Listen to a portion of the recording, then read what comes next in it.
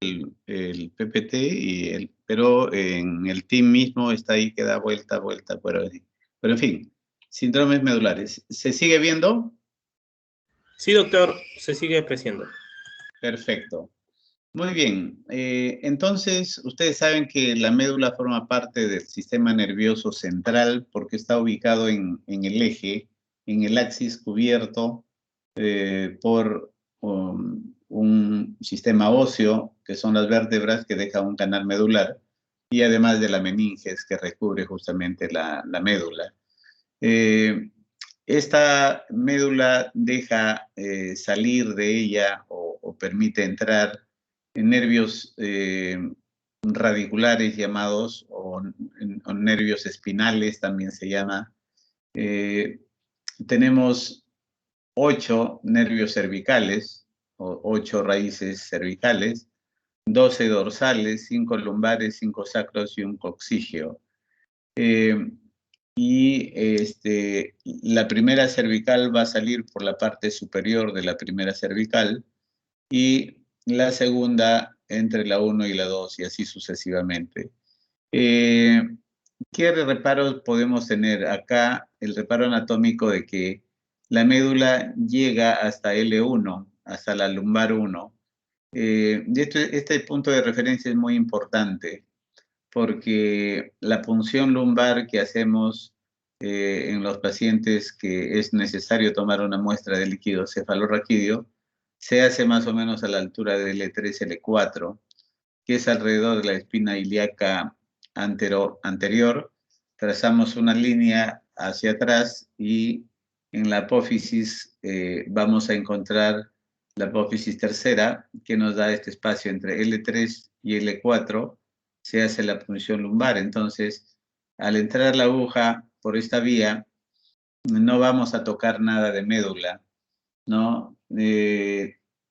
Excepcional podríamos tocar alguna raíz, pero usualmente como uno pone la aguja con el mandril, con el tapón de la punta, entonces usualmente, digamos, reclina un poco si es que hay nervios por ahí, y se retira el líquido cefalorraquídeo. Cuando uno tiene dificultades en L3 y L4, uno puede o descender o puede ascender un espacio más, ¿no? Con la seguridad que uno no va a encontrar médula. Entonces, este es un nivel de referencia muy importante cuando vamos a hacer la punción lumbar. Acá tenemos la médula con sus cubiertas. Un detalle importante es que vamos a tener raíces anteriores. Acá tenemos la médula. Esta es la raíz posterior. Perdón, este es el asta de la médula, el asta posterior que es delgada y el asta anterior, como ustedes lo ven, es de ancho. Esta es la sustancia gris. Tiene una forma de una H más o menos, ¿no? Pero la base más amplia está dado por las astas anteriores de la médula y entre ellas deja pues los cordones. Estos son los cordones posteriores, estos son los cordones anteriores y acá deja los cordones laterales, ¿no? ¿Qué otra cosa importante podemos ver acá?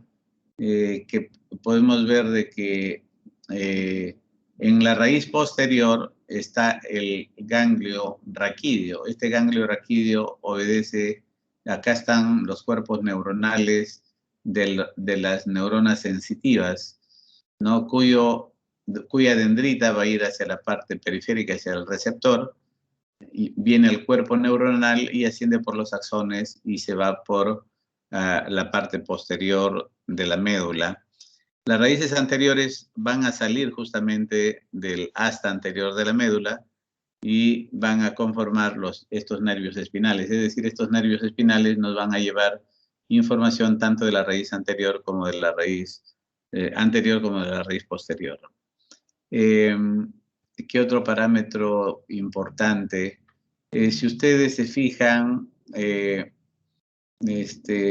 a ver, acá simplemente más adelante vamos a ver pues cómo se dividen, cuáles son los haces más importantes para tener para tener como referencia.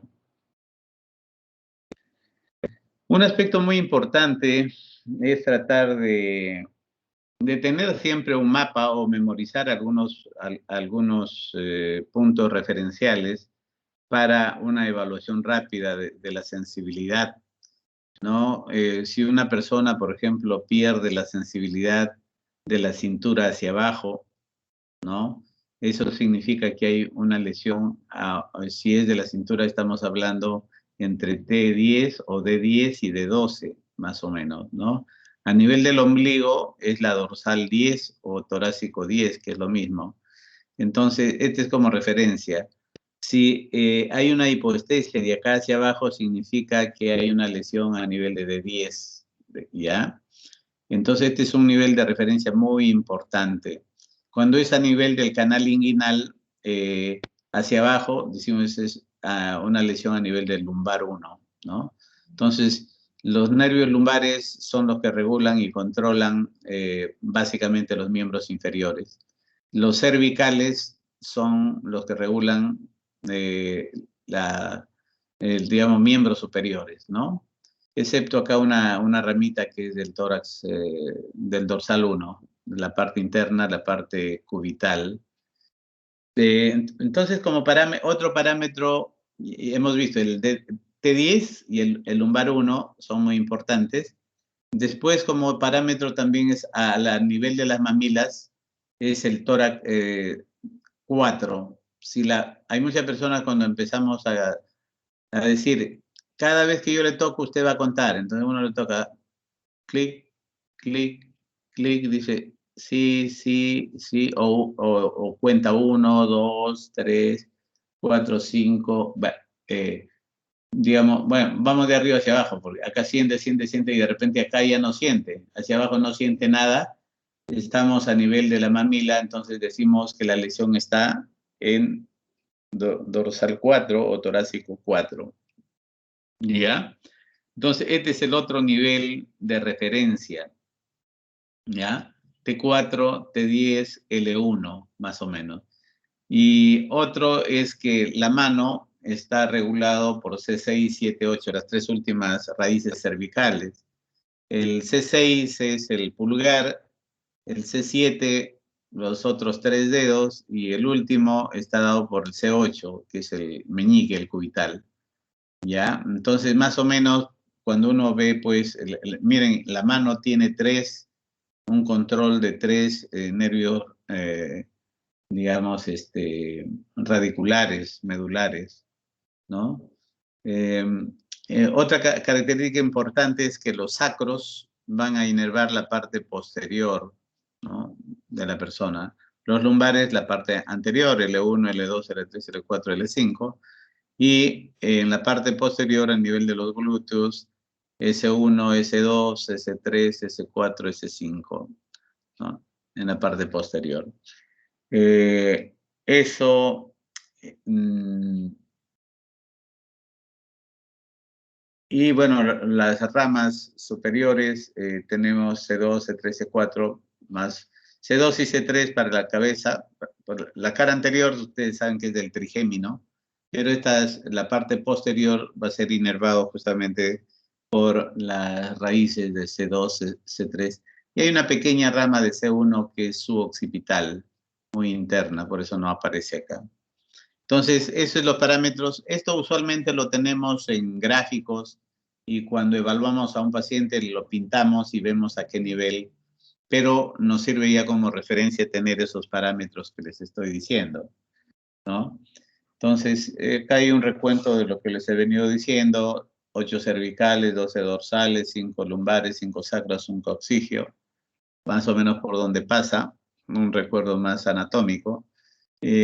Acá se visualiza un poquito mejor el ganglio raquídeo, que tiene una función básicamente sensitiva porque están los cuerpos de la primera neurona sensitiva que van a ascender su axón a las astas posteriores, ¿no?, de la médula. Y acá vemos cómo salen del asta anterior la raíz anterior o raíz ventral, ¿no?, que tiene una función motora. Y el nervio raquídeo ya tiene una función mixta, ¿no? Y acá tenemos cortes de médula donde podemos ver astas posteriores, astas anteriores, y acá hay una pequeña asta lateral. Esta pequeña asta lateral tiene una función vegetativa, ¿ya? Tiene una función vegetativa. El asta posterior sensitiva y el asta anterior obviamente motora. Y además vemos ya acá en el cordón posterior, los cordones son de la sustancia blanca, donde lo vemos acá más de un color más negruzco, ¿no? Y podemos ver en la parte interna los fascículos gracilis de un lado y del otro lado, y el cuneiforme, que tiene esta forma de cuña, aquí en cada lado, ¿no? Entonces, estos son los cordones posteriores y ustedes saben que los cordones posteriores tienen una función fundamentalmente sensitiva, como vamos a ver. Es importante porque cuando hay lesiones acá, vamos a ver qué tipo de sensibilidad es la que se afecta, ¿ya? Otro parámetro que podamos ver acá, ya. Básicamente recordar eso, que estamos visualizando más los cordones posteriores acá, tanto el gracilis como el cuneiforme.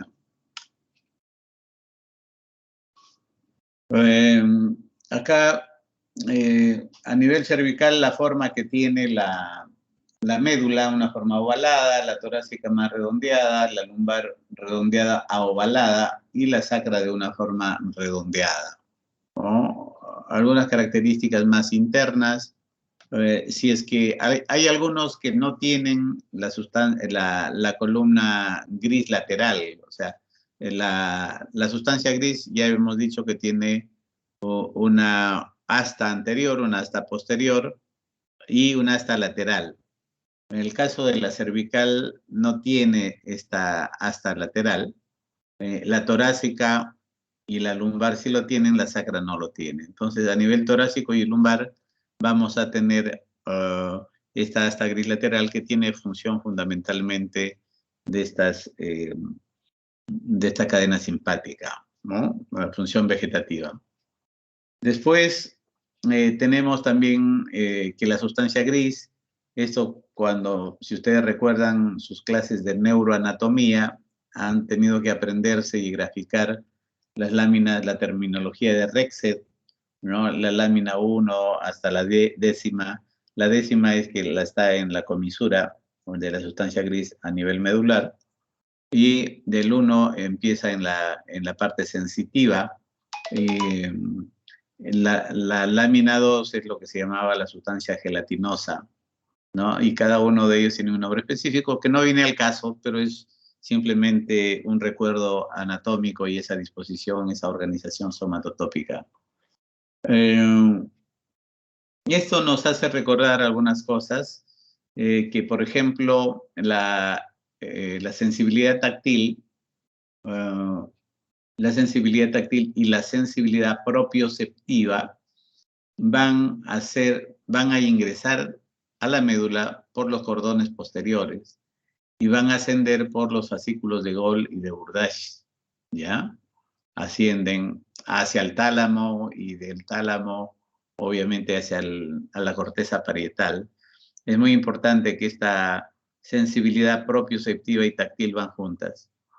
Lo otro es que en este color naranja que ven acá, vienen a constituir los axones espinotalámico cruzados. Los espinotalámicos se van a formar de neuronas sensitivas, pero que estas neuronas sensitivas van a tener este trayecto, van a decusarse acá por la parte, digamos, por esta comisura en la sustancia gris, de esta forma de H, y van a pasar delante del agujero del epéndimo. ¿No? ¿Por qué es importante este agujero del epéndimo? Ya les voy a decir. ¿Y qué fibras van? El haz espinotalámico cruzado. Y esos haces espinotalámico cruzados son los que nos van a llevar de estos receptores la sensibilidad termoalgésica, ¿verdad? Es muy importante, lo vamos a ver más adelante, pero ya es importante ver que esta sensibilidad termoalgésica, cuando hay lesiones a nivel de esta comisura, porque este agujero que cada vez a veces se hace más evidente por una lesión centromedular que va generando ahí una lesión, un hueco, por decirlo de algún modo, va a lesionar y va a seccionar estos axones que llevan la información de la temperatura y el dolor. Entonces, estas personas no van a sentir la sensibilidad térmica o algésica, ¿no? Igual acá vemos nuevamente el fascículo gracilis y el fascículo cuneiforme, que son los que van a llevar la información, recuerdan, la información tanto táctil como propioceptiva, ¿ya? Los tractos espinotalámicos están ubicados en los cordones laterales, son los que se van a decusar por acá, ¿no? Como ya les había manifestado. Pero bueno, acá hay que recordar que en la parte posterior están el fascículo gracilis y el cuneiforme, y el haz piramidal, recordar que el haz piramidal va a pasar por los cordones laterales. Miren, este es el tracto córtico espinal lateral, o llamado también haz piramidal. Miren por dónde van a pasar, por los cordones laterales, ¿ya? Por los cordones anteriores pasan las fibras espinoreticulares, el tracto vestíbulo espinal, pasan otros tractos, y una pequeña fracción del haz piramidal anterior o córtico espinal anterior. Pero el 95% de las fibras va a pasar por el tracto córtico espinal lateral. Esto es muy importante porque lesiones a este nivel lateral va a haber un compromiso del haz piramidal. Lesiones a este nivel va a alterar la sensibilidad propioceptiva y la sensibilidad táctil, ¿no? Y lesiones en el haz espinotalámico o a esta altura va a comprometer la sensibilidad termoalgésica. Entonces vamos a tener vías ascendentes y descendentes. Las ascendentes son las que llevan la información sensitiva y las descendentes bajan para el control motor. Las vías sensitivas tienen que ver con varios tipos de sensibilidad.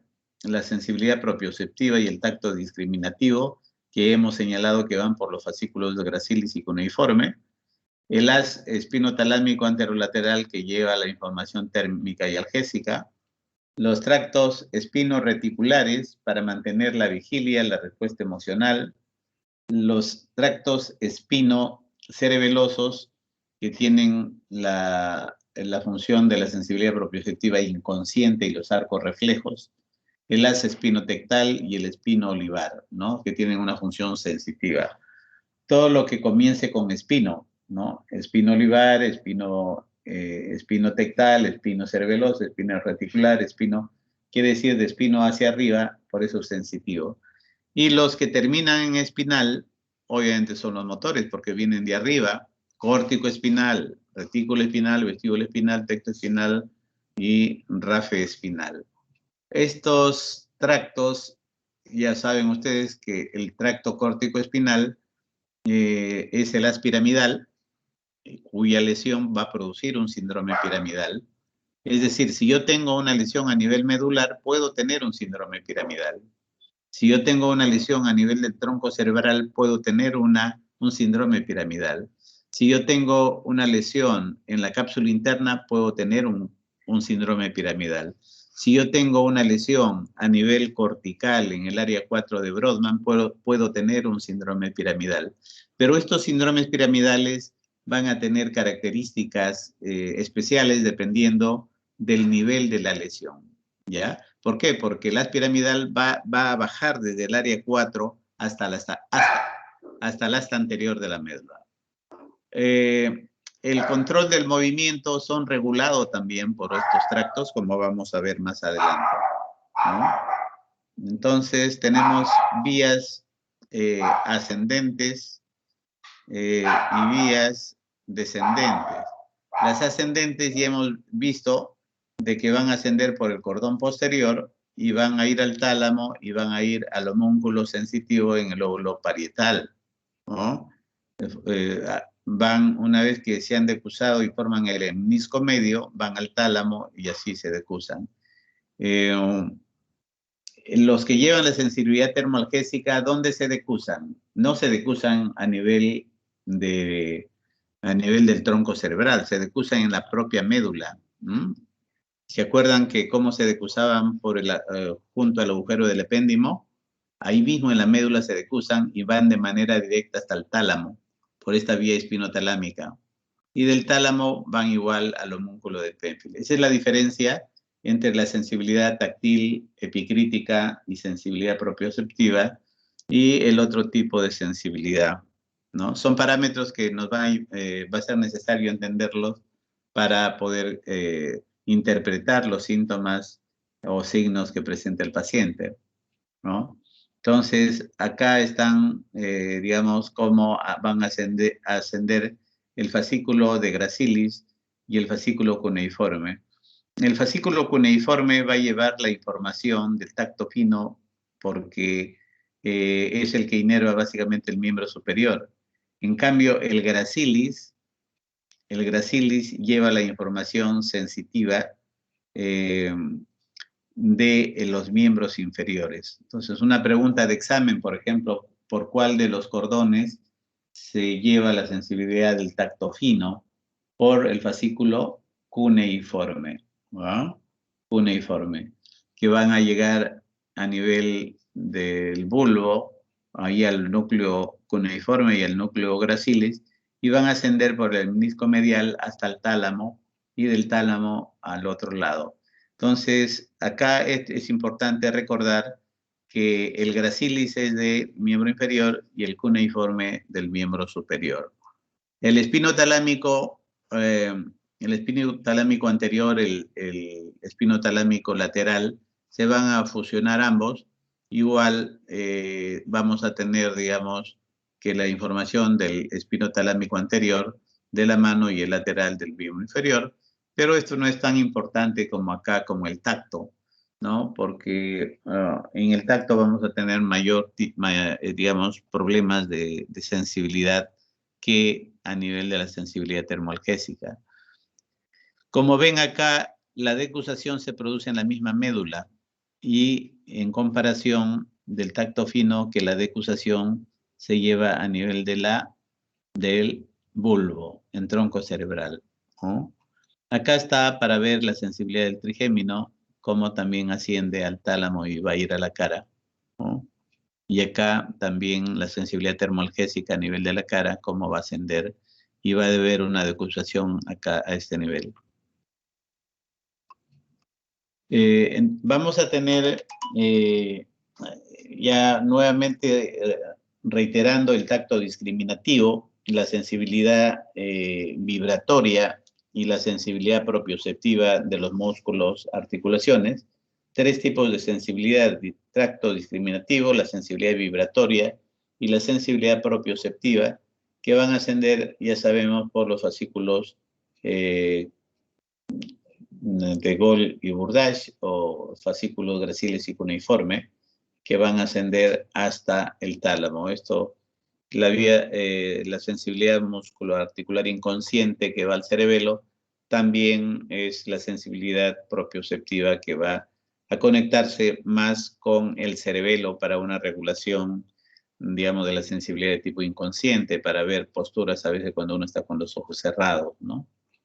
Los tractos espino-tectal, espino-reticular, espino-olivar también van a tener esa secuencia. Todos estos tactos van a ayudar a regular la sensibilidad propioceptiva, a ver los reflejos, a regular también los reflejos. Por lo tanto, van a tener una conexión intramedular, además de las conexiones con el cerebelo y ascienden hasta el lóbulo parietal.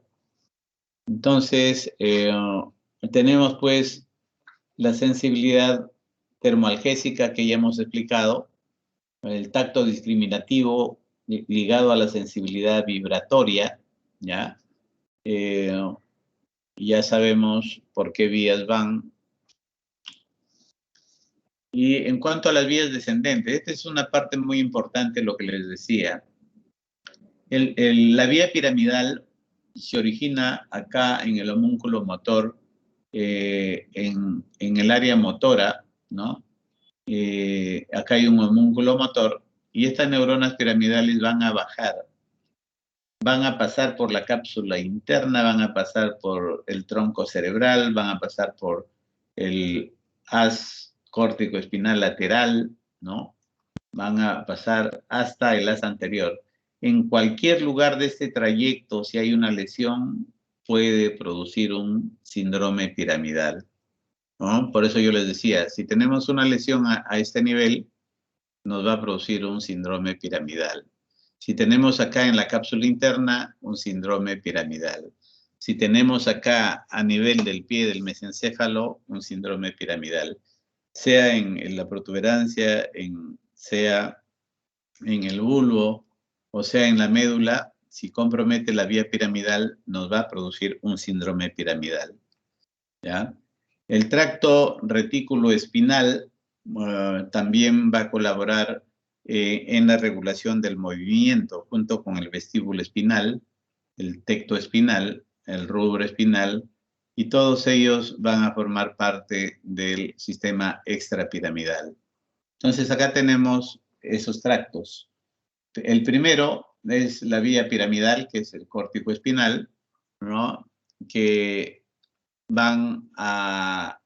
viene del área 4 de la corteza motora, va a recibir aferencias del área motora secundaria y también del área 312, como hemos visto también, de algunas fibras sensitivas, ya que cuando uno va a hacer un movimiento necesita saber la posición de cómo se encuentra ese segmento que uno quiere movilizar, ¿no? Lo retículo espinal, el tracto retículo espinal, inhibe o facilita el movimiento voluntario, ¿no? Esto es muy importante y se halla en relación también este retículo espinal con el hipotálamo, que ustedes saben que tiene una función fundamental en lo que es el estado de vigilia también, ¿no? Pues, tiene origen en la formación reticular. El tecto espinal, movimientos posturales, muy relacionados a las funciones visuales, ¿verdad? La postura, los movimientos de los ojos siguiendo los movimientos de la cabeza. El rubro espinal y el vestíbulo espinal trabajan juntos. El rubro espinal va a facilitar la flexión de los músculos, inhibiendo los extensores. Y el vestíbulo espinal, lo contrario, ¿no? Va a facilitar la extensión de los movimientos y inhibiendo a los flexores, ¿no? Entonces, el rubro y el vestíbulo espinal van a ser uno que viene desde el núcleo rojo y otro que viene de los núcleos vestibulares, van a facilitar justamente los movimientos de flexión y extensión, ¿ya? Y ahí está, digamos, dónde van a trabajar, a qué nivel en los músculos, cuando llega a su destino final. Y las fibras autonómicas descendentes, que tienen una función básicamente simpática y parasimpática.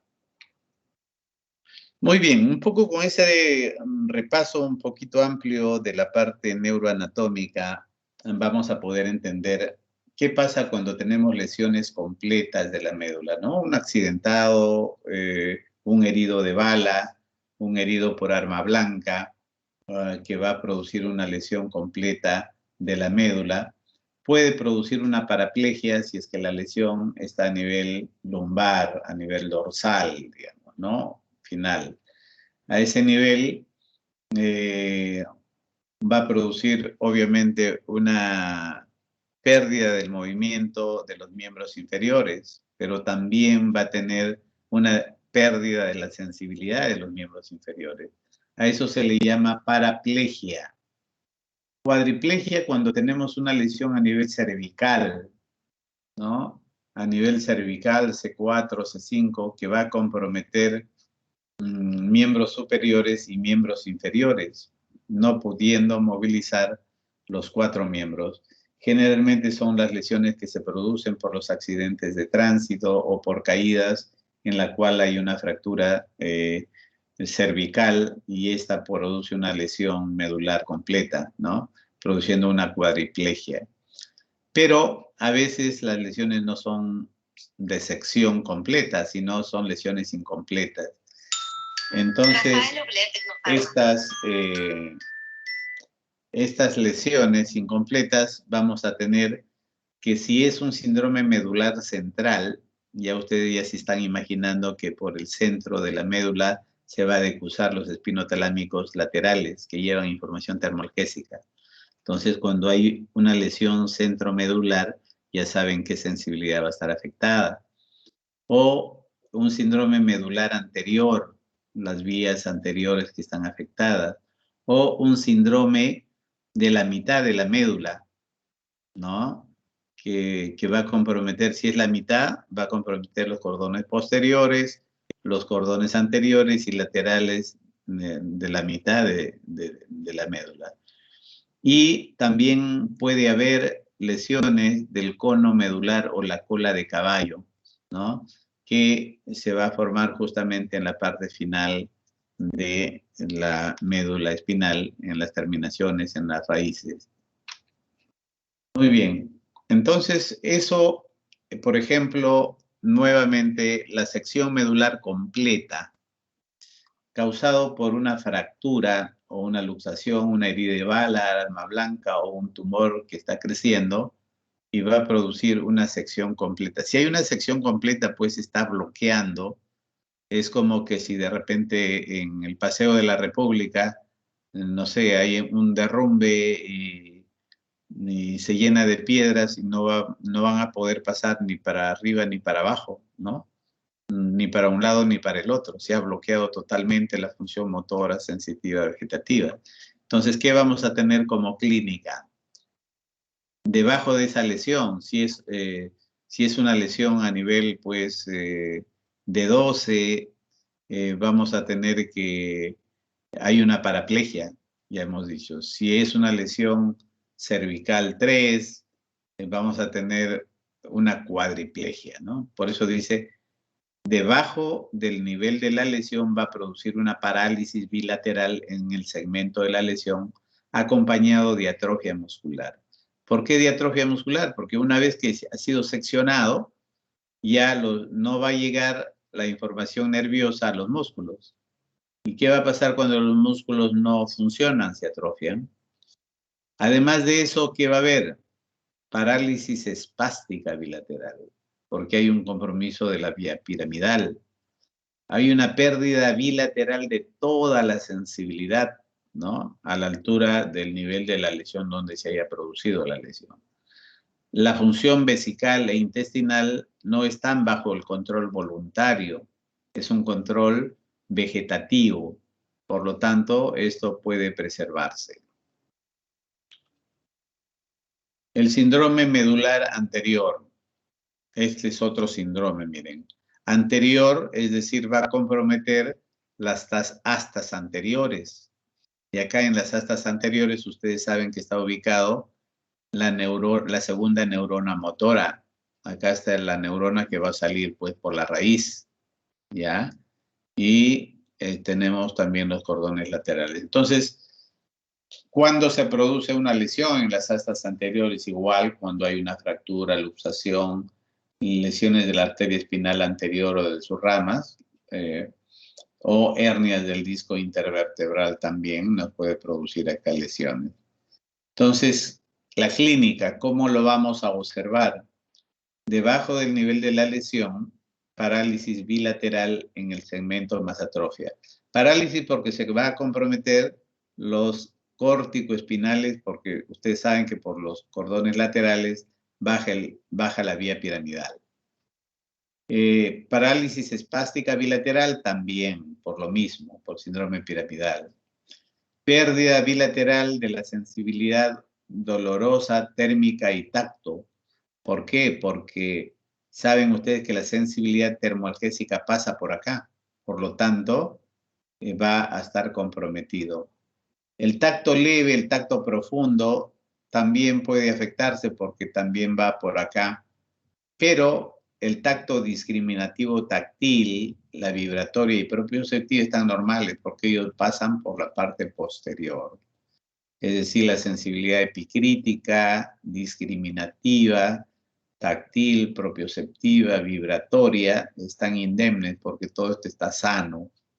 Lo que se va a comprometer es la sensibilidad termoalgésica y el tacto protopático, ¿no? Que se llama protopático o tacto grueso.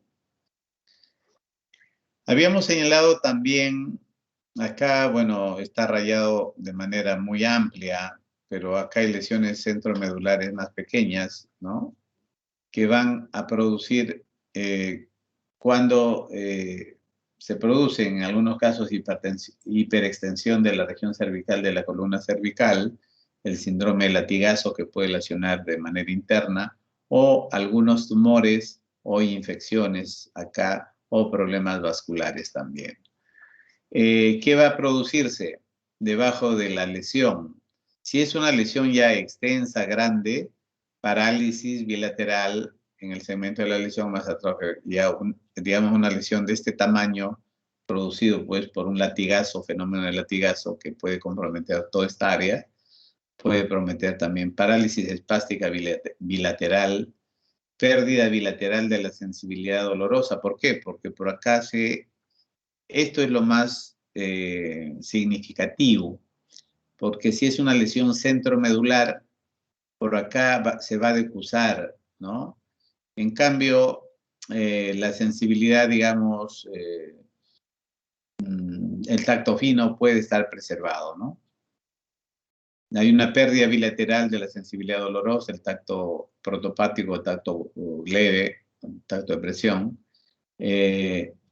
Sensibilidad perianal y buen tono en el esfínter, no hay mayor problema porque saben que eso tiene una inervación vegetativa. Si hay una lesión de tipo hemisección medular o llamado también de Bronsecuar, que suele ser producido por arma blanca o por una herida de bala o por alguna lesión tumoral o infecciosa que comprometa la vértebra y lesiona también la médula de este lado. Entonces, si tenemos, miren, este lado afectado, acá vamos a tener varias cosas, miren, ¿ah? ¿Qué vamos a tener? Debajo de la lesión vamos a tener una parálisis homolateral y una atrofia del mismo lado de la lesión, ¿ya?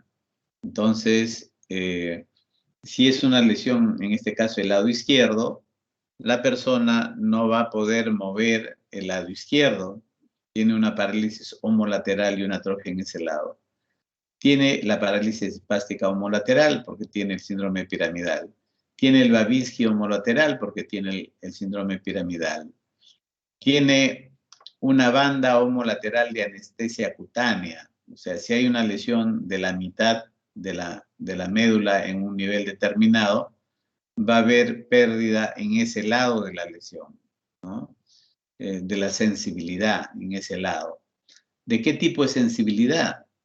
Va a tener, de la parte posterior va a ser del mismo lado, pérdida homolateral de la sensibilidad de la disminución táctil, la sensibilidad vibratoria y propioceptiva, pero va a tener una pérdida contralateral de la sensibilidad termoalgésica. ¿Por qué?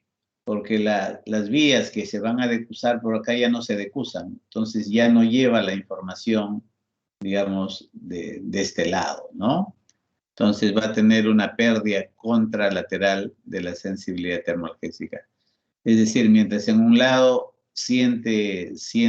ha perdido la sensibilidad, en el otro lado va a tener una pérdida de la sensibilidad térmica y dolorosa. Pérdida contralateral no completa de la de la sensibilidad táctil por el compromiso de Golgi-Burdach o gracilis y cuneiforme, como está mencionado acá. ¿Ya? Entonces, tenemos acá una mezcla de cosas cuando hay una hemisección medular. La siringomielia.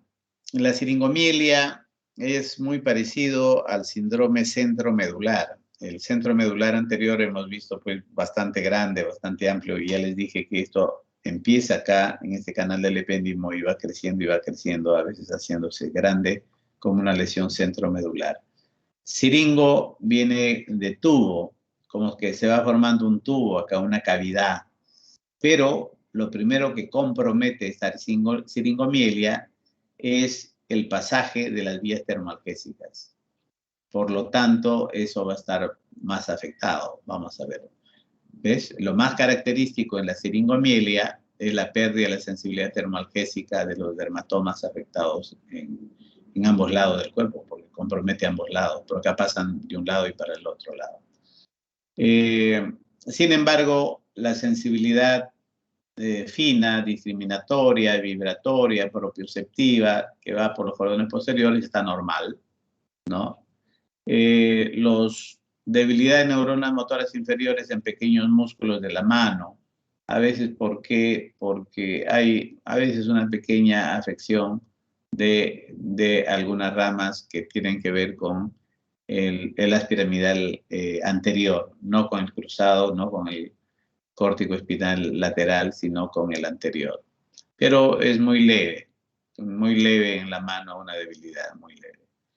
Parálisis espástica bilateral de ambas piernas, cuando la lesión es más grande y compromete las astas anteriores, porque vemos acá que esto puede crecer, ¿no?